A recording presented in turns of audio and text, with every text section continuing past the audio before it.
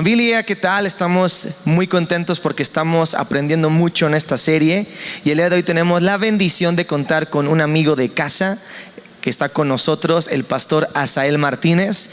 Vamos a recibir con un fuerte aplauso a nuestro director, el doctor Felipe del Castillo, el doctor Sergio Naya y al pastor Asael Martínez para hablarnos de un cristianismo auténtico y real.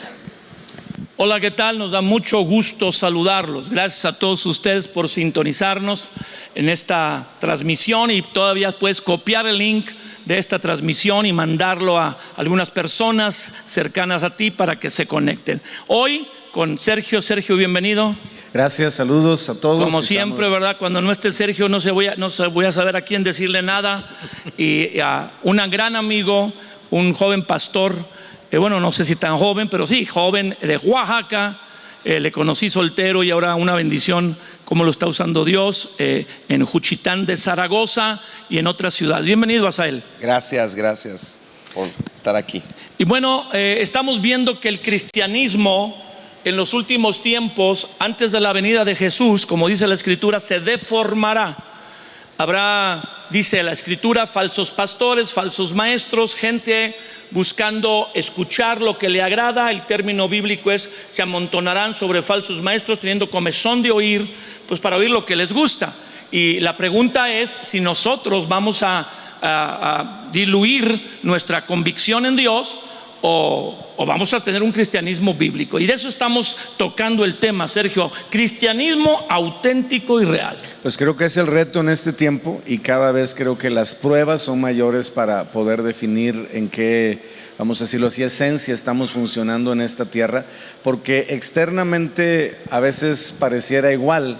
Es decir, a ciencia cierta o al inicio no se diferencia mucho hasta que vienen las pruebas o los tiempos como los que estamos viviendo, donde de alguna forma dicen por ahí que quieres conocer a un cristiano, písale un callo, ¿no? Y ve cómo reacciona, ¿no? Entonces nuestras reacciones, amados, porque Jesús lo dijo, por sus frutos los conocerán, ¿no? Entonces el fruto que vamos a tener ante las diversas dificultades, adversidades, oposiciones y situaciones que enfrentamos diariamente en nuestra vida, de alguna manera van a ir marcando el rumbo si nos estamos enfocando hacia un cristianismo verdadero, que es obviamente el que Dios, o por el que Jesús murió por nosotros en la cruz del Calvario, o solamente estamos de una manera superficial, diríamos como de alguna forma afectos hacia las cosas de Dios, pero sin ese aspecto de cambio y transformación.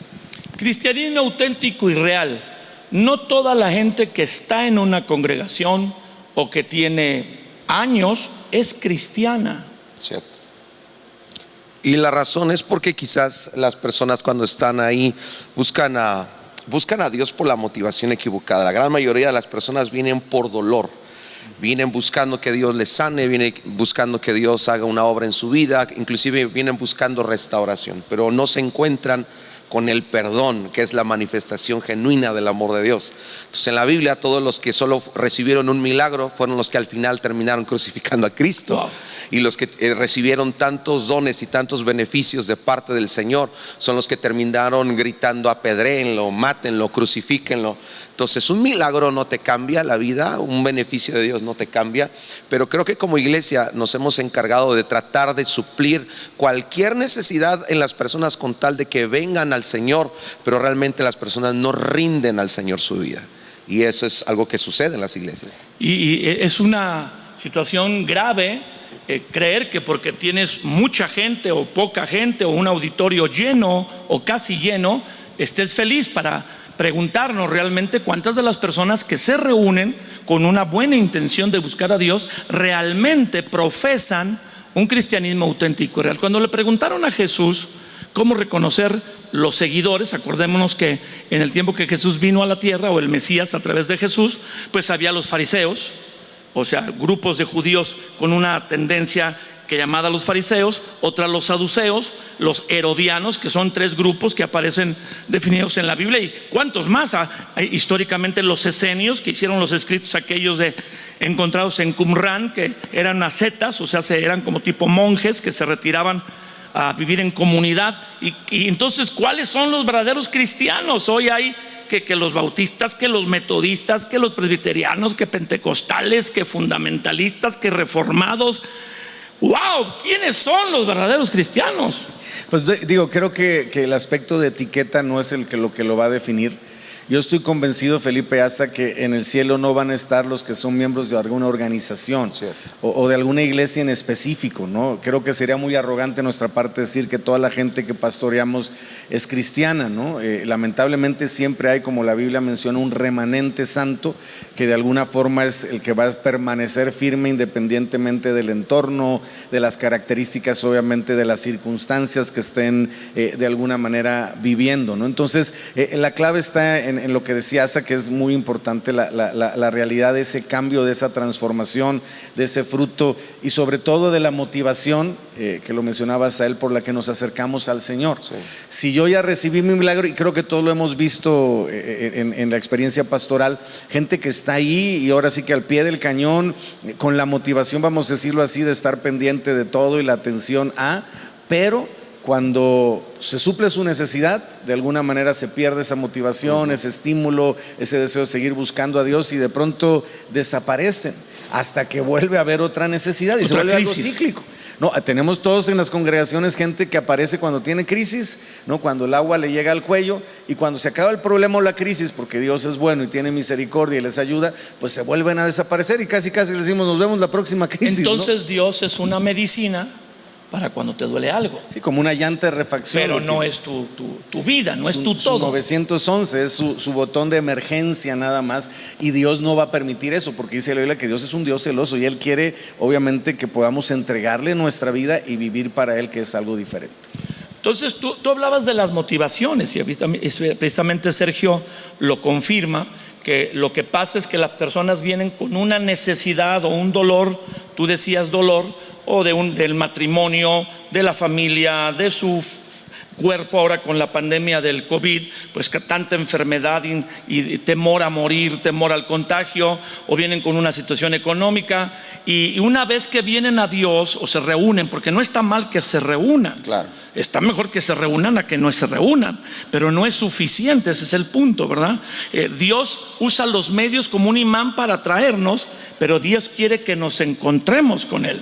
Que rindamos el corazón. Nos pasó con el terremoto que les había platicado. Muy bien. En los días del terremoto. ¿En qué año vino el terremoto? Hace 3 años. Fue tremendo, ¿verdad? ¿7.5? No, 8.2. 8.2. Y esos 30 y tantos segundos parecieron un año. Claro que sí. Pero lo que nosotros vimos, como en alguna ocasión les platiqué, vimos, pero por cientos de personas venir a la iglesia con un temor, paniqueados. Vivimos todo un año de réplicas y hasta en broma decíamos: Dios nos trae en modo vibrador. Y tuvimos reuniones pero llenísimas. Apenas la gente comenzó a dominar el temor y comenzaron a regresar a la comodidad de su estilo de vida. ¿Por qué? Porque solo estaban ahí supliendo la necesidad de la seguridad que les provocaba el poder buscar a Dios momentáneamente, pero jamás habían rendido su corazón. Pero eso sucede con muchísimas personas, no importa lo que atraviesen. Alguna vez leí una frase que me encantó: los milagros no entran al cielo. Entonces no puede ser un milagro por el cual yo me voy a ligar a Dios, porque al final, si Él no me hace un milagro, pero lo importante es que yo pueda llegar a la presencia del Señor. Si el milagro es para atraernos, sí, y por su amor, para que sepamos de su poder, pero los brujos hacen milagros, sí, los chamanes, los gurús en la India hasta levitan, ¿verdad? Y si no, la gente por montones acude a esto. Los milagros no es la señal precisamente de un auténtico cristianismo. Y si vemos en la Biblia, con la serie que hemos visto de que si viene o no viene, que ya pasó, ¿verdad? Sabemos que el anticristo, cuando venga este hombre de pecado, dice la Escritura, hará milagros. Entonces los milagros no son las certezas a él, sí, de que esa persona estamos en un lugar donde está enseñándose un verdadero cristianismo, sino el fruto, ¿va? El cambio. ¿O cómo definirías cuál fruto? Que Jesús dijo: por sus frutos los conoceréis. ¿A qué fruto se refiere? En la vida de Zaqueo, yo me topé en la Nueva Versión Internacional 3 frutos que yo identifiqué que me fascinaron, y la NBI lo dice de una manera no, ya quieres entrar en el tema de hoy. Increíble, ¿no? Y bueno, si son de la clase de frutos, yo nada más quisiera mencionar de algo que es muy claro en la vida de Zaqueo. La Biblia dice: usa la frase resueltamente. El verdadero arrepentimiento te lleva a hacer cosas con una resolución de: hey, esto ya no puede permanecer Rapidez. en mi vida. Es una rapidez. No lo haces pensando en beneficio personal, sino lo haces pensando: esto es lo que va a agradar a Dios, y tú lo quieres hacer inmediatamente. Pero me gusta cómo utiliza la frase resueltamente. Él se pone de pie y comienza a hacer varias cosas. Una persona arrepentida no la piensa, hace lo que tiene que hacer para Dios y lo hace inmediatamente. Bueno, y eso nos lleva precisamente a los análisis anteriores. Digo, si usted nos está sintonizando apenas hoy, o alguien le comentó para que se conectara, qué bueno que está con nosotros, pero puede usted ver, revisar las transmisiones anteriores, ya 4 transmisiones anteriores sobre este tema auténtico y real. Y precisamente hemos estado tocando que el cristianismo, o la forma de presentar el cristianismo, no es solo vengan y crean en Jesús, sino que el mensaje bíblico es: crean y arrepiéntase. Sí. Y lo vimos en el ejemplo del hijo pródigo, esa famosísima historia en la Biblia, y también el ejemplo también conocido de Judas, cuando Judas entregó a Jesús y luego viene y regresa las monedas que le pagaron por esa traición, y diciendo: he entregado sangre inocente, ¿verdad? Pero nunca va con Dios. Así que, refiriéndonos al punto que tú tocas de Zaqueo, esa historia bíblica impresionante, ¿por qué no la leemos? Está en el Evangelio de Lucas, capítulo 19, es cortita, son 10 versículos, y si pudiera leer Sergio 5, y 5 Asael del 1 al 5 y Asael del 6 al 10, por favor.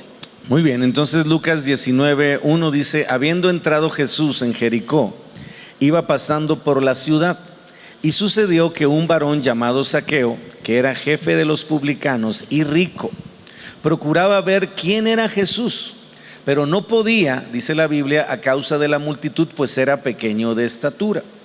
Y corriendo delante subió a un árbol sicómoro para verle, porque había de pasar por allí. Verso número 5 dice: cuando Jesús llegó a aquel lugar, mirando hacia arriba, le vio y le dijo: Zaqueo, date prisa, desciende, porque hoy es necesario que pose yo en tu casa. Asael. Verso 6: entonces él descendió a prisa y le recibió gozoso. Al ver esto, todos murmuraban diciendo que había entrado a posar con un hombre pecador. Entonces Zaqueo, puesto en pie, dijo al Señor: he aquí, Señor, la mitad de mis bienes doy a los pobres, y si en algo he defraudado a alguno, se lo devolveré cuadruplicado. Jesús le dijo: hoy ha venido la salvación a esta casa, por cuanto él también es hijo de Abraham, porque el Hijo del Hombre vino a buscar y a salvar lo que se había perdido. Pues uno de los tremendos y más importantes ejemplos en la Biblia de un encuentro real con Jesús. Un hombre que está excluido hasta del templo para adorar a Dios, de la sociedad judía, un hombre que es considerado una persona que traicionó a Dios o a la fe judía, porque está trabajando para el imperio romano, que oprime a los judíos y que le saca los impuestos. Es el dinero de los judíos el que financia inclusive el ejército de ocupación romano. Y este es un hombre que jamás en el sistema judío pudiera haberse acercado a Dios. Sin embargo, la historia dice que Jesús va a su casa, y que Jesús dice: la salvación ha venido, como acabas de leer, a esta casa.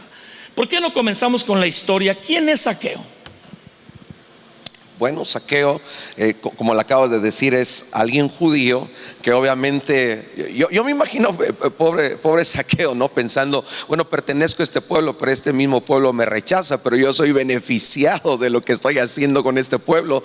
Y este conflicto que él tiene en sí mismo le está generando como rechazo a lo mejor sentir que él no es parte de lo que el pueblo de Israel está viviendo, por causa de ver a Cristo sanar, liberar, bendecir a tanta gente. Pero él se siente excluido, él se siente fuera, él se siente lejano, pero es su propia condición, no solamente por lo que él está viviendo, pero él tiene la necesidad de toda persona que probablemente le está yendo bien en la vida, es exitoso en la vida, tiene todo lo que quiere en la vida, pero en realidad dentro de sí está este clamor porque realmente Dios llene lo que está dentro de él.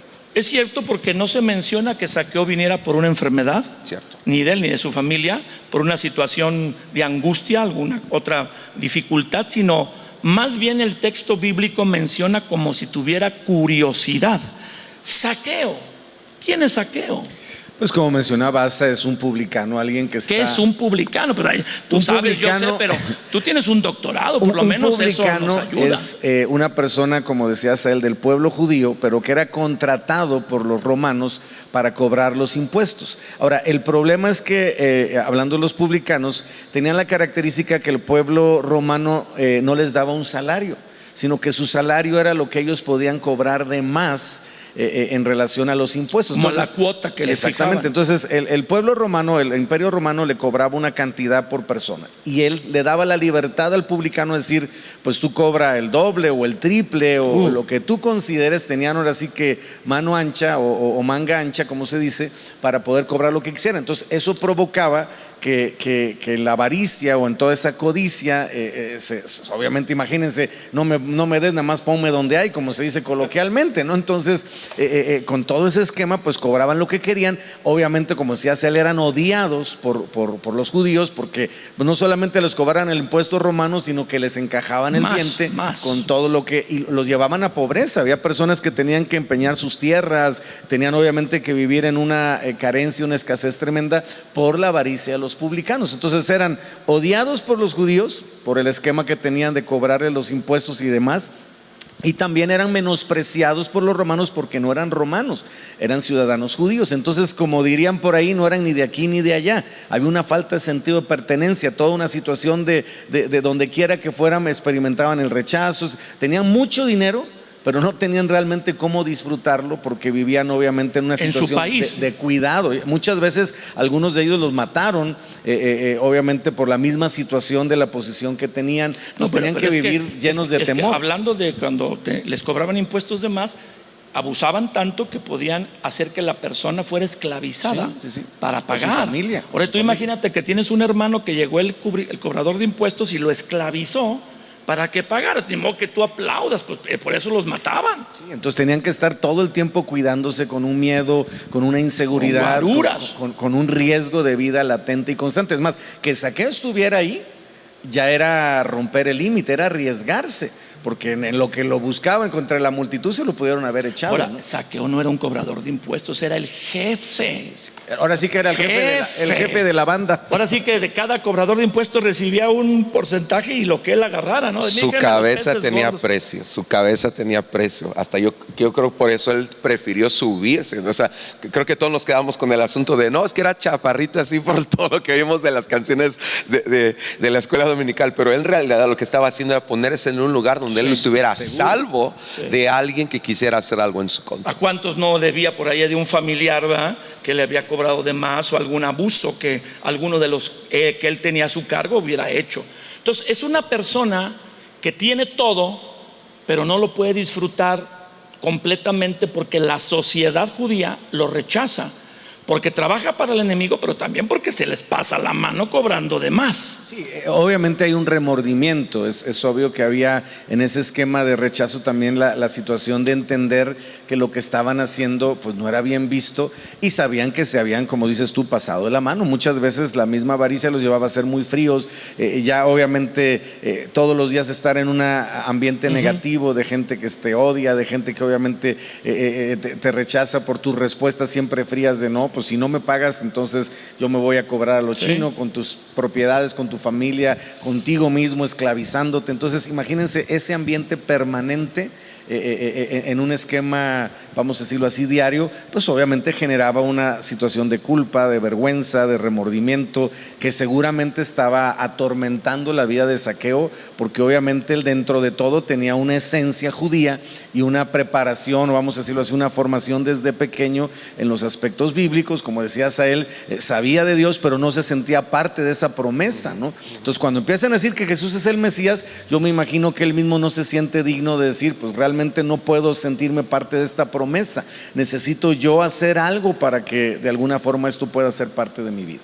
Y entonces él escucha que Jesús pasa por Jericó, porque él está sentado ahí en Jericó, era jefe de los cobradores de impuestos, y procura, dice la porción bíblica, el verso 3, procuraba ver quién era Jesús. Ahora lo que dices tú, se dice generalmente que lo que lo llevó a subir a un árbol era porque dice era pequeño de estatura, y porque la multitud, tal vez siempre Jesús iba rodeado de mucha gente, no podía verlo, pero también estaba el riesgo de que lo reconocieran y no nomás no lo va a poder ver, sino va a cobrar, le van a pagar todo lo que ha hecho, ¿no? Entonces sube a un árbol sicómoro, y esto es interesante porque el sicómoro que está aquí descrito en la Biblia, como la Biblia es detallista, es un árbol con mucho follaje, es un árbol de ramas extendidas largas y follaje, sé que es un lugar es perfecto para esconderse, ¿va? Y está ahí procurando esperar que Jesús pase para verlo.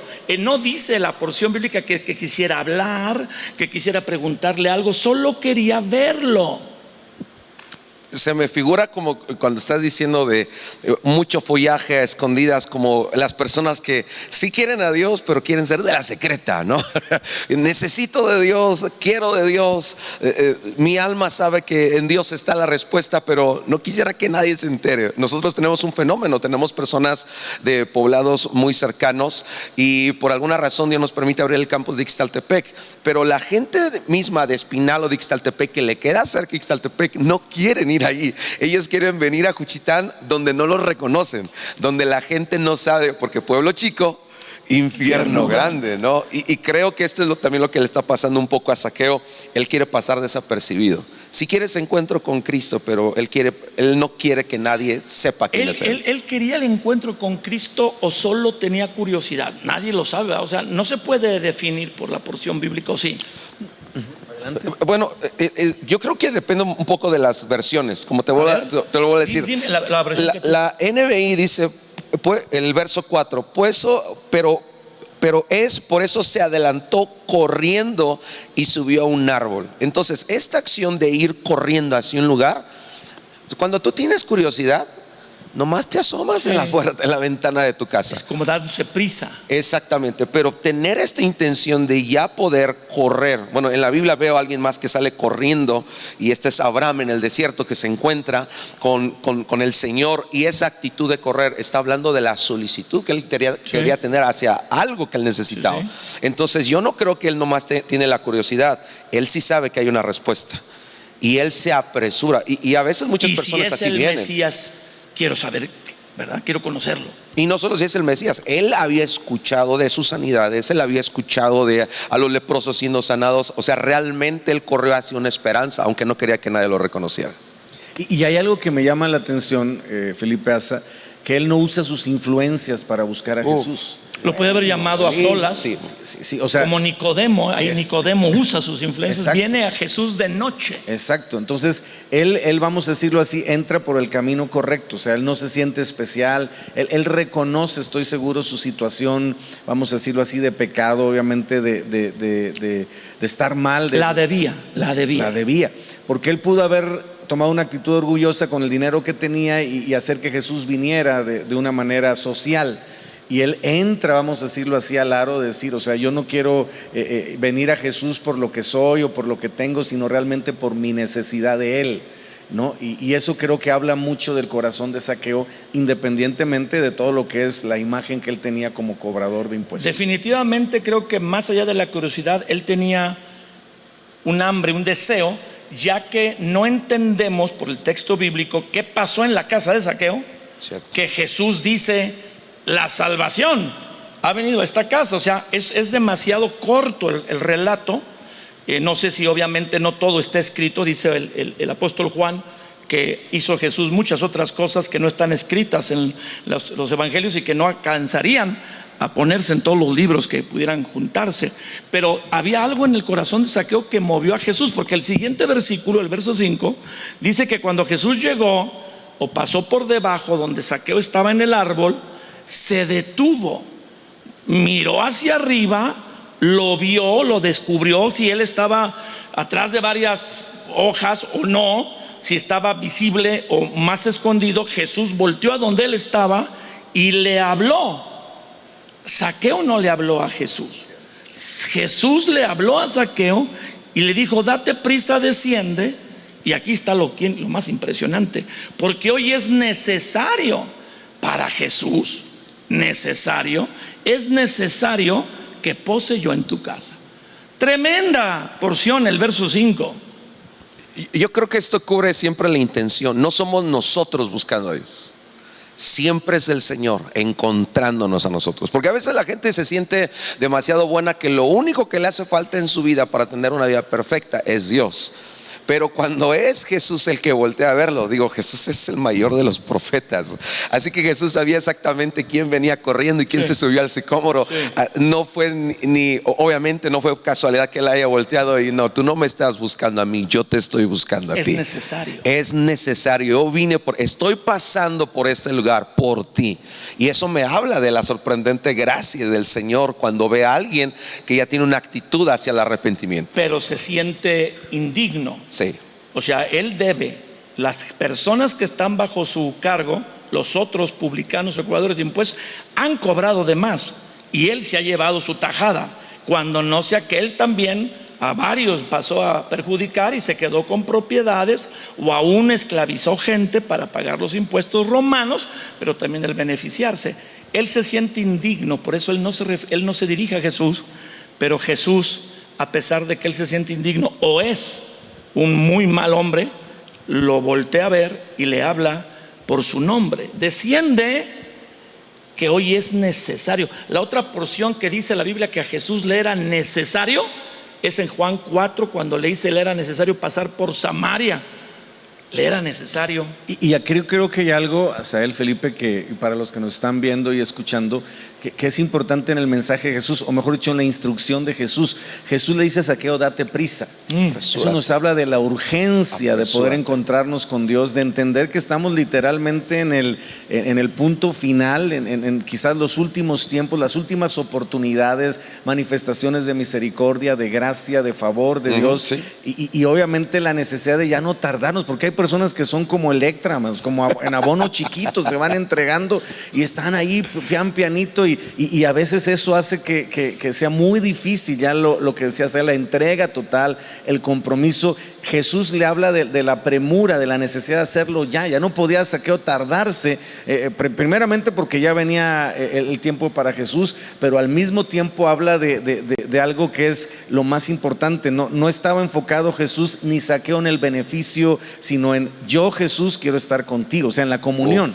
O sea, ese es el enfoque que le dice Jesús: posar en tu casa, morar en tu casa, vivir contigo. Y eso fue lo que dice la Biblia, porque es lo que dice el verso que sigue, dice, le recibió gozoso. Y creo que eso es algo que a veces obviamos en el encuentro personal con Cristo. Hay personas que reciben el milagro, que reciben el beneficio, porque Dios es bueno. Pero aquí lo que hizo Zaqueo es recibir a Jesús, o sea, la presencia, la morada, la persona de Jesucristo es lo que él recibe y lo hace con gozo, alegría. No está pensando en qué me va a quitar y cuánto me va a costar y qué tengo que dejar y ahora qué no puedo hacer, que es algo muy común en las personas que quieren como negociar con Dios. No, que sí te recibo, sí, pero de a cómo, o sea, puedo seguir igual o tengo que perder mi comodidad o cómo está el asunto. Y eso muchas veces detiene a la gente porque están pensando más en lo que les va a quitar Dios que en lo que realmente van a obtener, que en este caso es la presencia totalmente de Jesús. Vemos un encuentro con Jesús muy diferente a la mayoría de los relatos de la Biblia, porque Zaqueo no le está pidiendo nada.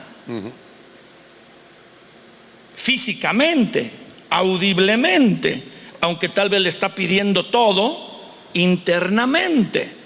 El vacío que tú dices que tiene, que teniéndolo todo no lo puede disfrutar. Entonces lo recibe gozoso, pero aquí, como dice Sergio, ¿para qué? Porque muchas veces la gente lo recibe porque mi hija está enferma, mi siervo está malo, no sé, ¿verdad? Queremos ser importantes, como los otros fariseos que recibían a Jesús para preguntarle y ponerle trampas. Pero aquí no está en ninguna parte para qué lo recibe, porque la iniciativa viene de Jesús.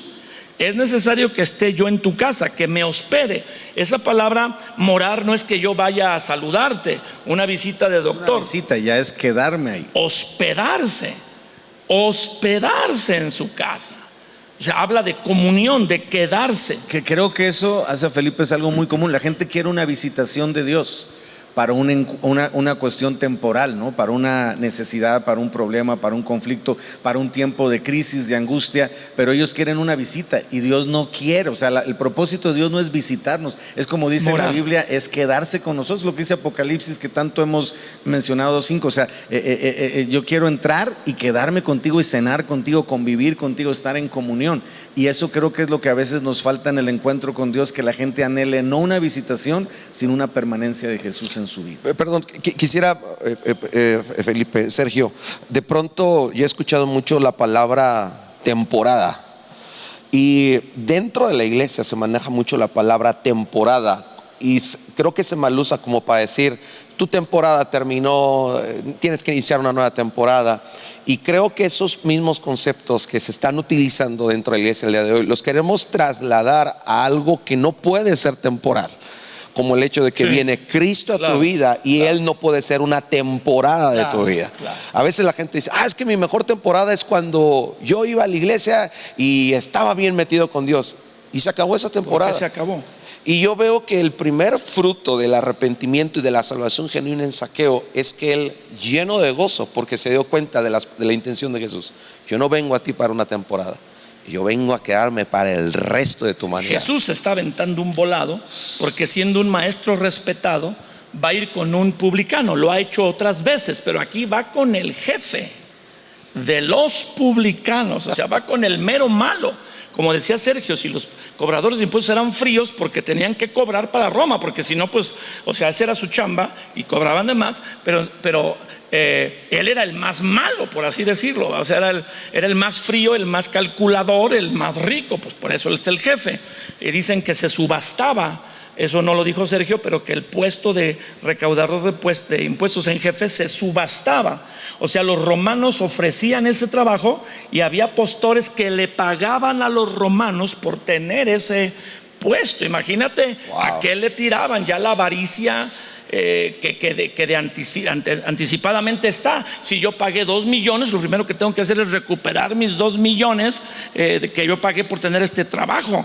Entonces, Zaqueo aquí recibe a Jesús, no le pide nada, porque es importante que Jesús vaya a su casa. En la ciudad de Jericó, porque la Biblia lo dice al principio, habiendo entrado Jesús en Jericó, los sacerdotes que ofician en Jerusalén, el sumo sacerdote que tiene una casa en Jerusalén, tiene otra en Jericó, porque es el lugar de descanso, es el lugar de relax, es el Cuernavaca de la Ciudad de México. O sea, todos los grandes políticos, los grandes capitales tienen su casa de campo en Cuernavaca, y todos tenían su casa de campo, inclusive sacerdotes y el sumo sacerdote. Y Jesús no va a irse a quedar a la casa de esta élite religiosa, va a hospedarse en la casa del peor hombre, del que debe bastante. ¿Cuántos muertos también por ahí por haberlos esclavizado? El dolor de perder algo que te costó a ti, a tus antepasados tener, y lo tienes que entregar para pagar impuestos, en lo que ha participado Zaqueo. Ese es el gran milagro. Por eso como que faltan las palabras. Sí, y aquí creo que digo, haciendo ese análisis exhaustivo, que es parte de la idea que de este análisis bíblico, creo que es parte, Felipe, hace de lo que cautivó a Zaqueo. Sí. El que estaba arriesgando todo era Jesús. Sí. Zaqueo no estaba, bueno, se estaba arriesgando en el sentido de su seguridad, por eso se subió a un árbol y todo eso, pero estaba arriesgando su prestigio, estaba arriesgando lo que representa, pues era el rabí, era el raboni, era obviamente el maestro, el profeta, tenía ya un reconocimiento por todo lo que ha sido su trayectoria. Y tendría amigos en Jericó. Yo creo que como sí decías, entonces esa actitud de Jesús de decir, hay una multitud que podría representarme un beneficio, hasta cierto punto un reconocimiento, pero yo vengo por ti, el más pecador, el más obviamente odiado, el más envidiado, el más, o sea, no había, yo creo, una persona con un perfil más terrible como el que tenía Zaqueo, y por él fue Jesús. Porque a veces nos pasa a nosotros, que digo, no es el tema rapidísimo, cuando compartimos de Cristo, no, ese no va a aceptar porque ese es muy malo. No, Jesús nos enseña que al que más se le perdona, más ama. Y esa es la respuesta que seguramente después vamos a ver de Zaqueo ante la actitud de Jesús. Pero se cumple lo que dice la Biblia: nosotros amamos a Dios porque Él nos amó primero. Seguro. Jesús amó primero a Zaqueo Y ese amor de Jesús literalmente cautivó a Zaqueo para decir, o sea, ¿cómo me voy a resistir cuando he vivido en medio del rechazo? Cuando alguien que tendría todo para decirme, tú no vales nada, tú no tienes ningún tipo de esperanza, viene por mí en medio de una multitud a buscarme y a quererse quedar conmigo y en mi casa. Eso mató en el sentido específico a Zaqueo en cuanto a resistencia hacia lo que representa la actitud de Jesús. Y aquí hay algo irónico, ¿verdad? Lo digo como una broma. Y la casa de Zaqueo debió haber sido una casonona. Ahora, Jesús no va por eso. Mejor que el sacerdote. Pero quién sabe si los apóstoles sí. A lo mejor había jacuzzi en cada habitación. Jesús viajaba. Además necesitaba una casa grande porque tenía que meter a todos los discípulos. Todos los discípulos. Jesús no va a quedarse ahí solo, va a quedarse con los apóstoles, ¿no? Pero claro, Jesús no está yendo por eso, sino ya está yendo porque dice al final: el Hijo del Hombre vino a buscar y salvar lo que se había perdido. Pero casi Sergio nos anticipó un versículo más que no vamos a alcanzar a tocar en esta sesión, sino en la próxima, pero sí el 7 con el que tenemos que cerrar esta sesión, para que veamos que sí fue un escándalo. Al ver esto, que Jesús le dice: desciende, porque hoy es necesario que me pose en tu casa. Y el otro, pero rápido, se dio prisa, dices tú, le recibió gozoso. Empezaron a criticar, pero dice todos. Al ver esto, ¿y ese todos incluiría a los apóstoles? Seguro que sí. Sí. ¿Incluiría a algunas de las mujeres que caminaban con Jesús y lo servían con sus bienes? No, si alguien odiaba a los publicanos, eran los mismos apóstoles. Jesús tenía un apóstol que era celote. Y los celotes, bueno, la gente no lo sabe, no dije elotes, celotes. Con Z. Los celotes se comen, ¿verdad? Le gustan mucho a Pipe por ahí y a Angélica los esquites. Pero este es un celote que es un grupo también judío que es nacionalista, son los patriotas. Ellos todo lo que huela a Roma, romano, lo odian. Jesús se mete a la casa de uno que trabaja para enriquecer a Roma, y con uno de los apóstoles que es celote tiene que entrar ahí. Entonces todos murmuran. Aparte, no solo todos murmuran, sino dicen: ha entrado a hospedarse. Digo que Jesús le dé una palabra de ánimo a alguien que vive muy mal, pero ha entrado a hospedarse en la casa de un pecador. Eso, yo creo que eso retrata perfecto la dimensión del amor de Dios. O sea, sencillamente quien corre el mayor riesgo es el que ama más. Y en toda la Biblia hay muchísimos más pasajes donde Jesús es el que corre el riesgo. La mujer con el flujo de sangre, sí, que lo toca. El que corría el riesgo era Jesús. Al todos saber que esa mujer que no podía tocar a Jesús, lo termina tocando. Cuando Él sana a los leprosos, cuando Él tiene que encontrarse con esta mujer que es prostituta, que este sacerdote lo critica: si supieras quién es la mujer. Sí. Jesús corre el riesgo una y otra vez. Alguna vez leí la frase: ¿quién es este hombre llamado Jesús que, siendo nosotros personas tan finitas, ilimitadas, imperfectas, nos ha entregado el amor más grande, infinito e ilimitado? Él es el que corre el riesgo. Y sí, provoca un escándalo. O sea, cuando las iglesias se llenan de gente que tienen un pasado demasiado tortuoso y hoy los ves vueltos a Cristo genuinamente, tú puedes decir: realmente hay salvación en la congregación. Realmente cuando la iglesia se parece más a un hospital. Y la gente a veces se escandaliza: ¿y por qué aceptan esa clase de gente? ¿Y por qué no habríamos de aceptar esa clase de gente? Rompe los esquemas de la gente lógica, pensante, inteligente. Jesús viene a mi vida porque no soy tan malo como otros. Pero aquí es totalmente la verdad del evangelio. Jesús viene a Zaqueo porque es el peor de todos. Sí. Y a veces nosotros, que Jesús viene a nuestra vida y lo tenemos en nuestro corazón, sentimos que no somos tan malos como otros, como Zaqueo. En nuestros días sería un jefe de un cartel. Ese sería el equivalente hoy en día, o el jefe del principal cartel mexicano. Y que Jesús, en vez de llegar con su eminencia Sergio Anaya, doctor en teología, o con algún otro gran pastor, nuestros pastores, la Ciudad de México, los doctores Pardillo, o con un obispo o arzobispo, va a llegar a la casa del Chapo. Y sé que digo que la casa del Chapo ha de estar también muy padre, muy buena, la alberca y caballos o no sé qué, a veces tienen hasta tigres y animales exóticos. Pero Jesús va, como dijo Sergio, con la peor persona, porque ese es el mensaje. son los enfermos los que necesitan al médico. Y es que todos estamos enfermos, pero el problema es que no lo reconocemos. Yo no he venido a llamar a justos, sino a pecadores al arrepentimiento, dice otra porción en palabras de Jesús. Entonces, si Jesús viene a la vida de alguien es porque es pecador. Y aquí Zaqueo, como muchos otros, como el ladrón que está al lado de la cruz con Jesús, como otros dicen, pues yo soy pecador. Es evidente.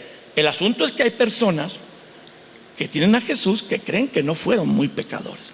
Y ahí está la definición de este tema: cristianismo auténtico y real.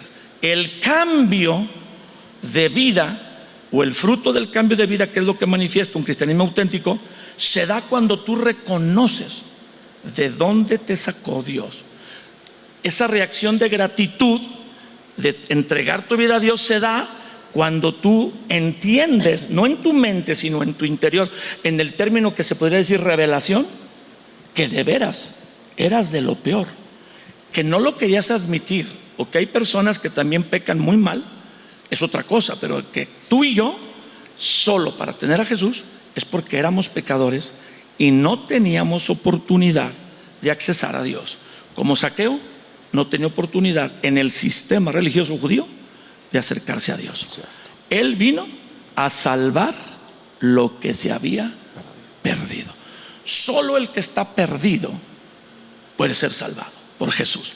Lamentablemente, las personas en las congregaciones reciben un milagro y no se dan cuenta que la verdadera enfermedad o el verdadero daño es el pecado. No la enfermedad, no la crisis financiera, no el problema matrimonial, no la situación familiar. El verdadero problema dentro del ser humano es el pecado. Y Jesús vino a salvar al pecador y morir por él en la cruz. Si terminamos con una oración, primero tú, Sergio, y luego tú, Asael, de que podamos todos tener este entendimiento. Zaqueo, sin palabras, no pudo decir nada, sabía que era indigno de que Jesús llegara a su casa, pero que todos pudiéramos tener el entendimiento de nuestra vida de pecado por la cual necesitamos a Jesús. Sergio.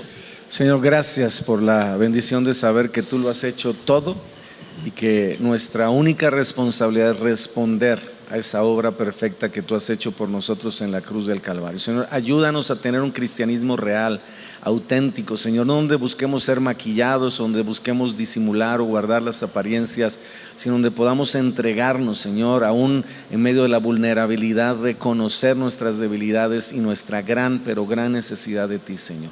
Gracias por el ejemplo perfecto que tenemos de tu actitud hacia nosotros, buscándonos aún en medio de estar perdidos, Señor, para encontrarnos contigo, Señor, y poder cambiar y transformar nuestra vida en el nombre de Jesús.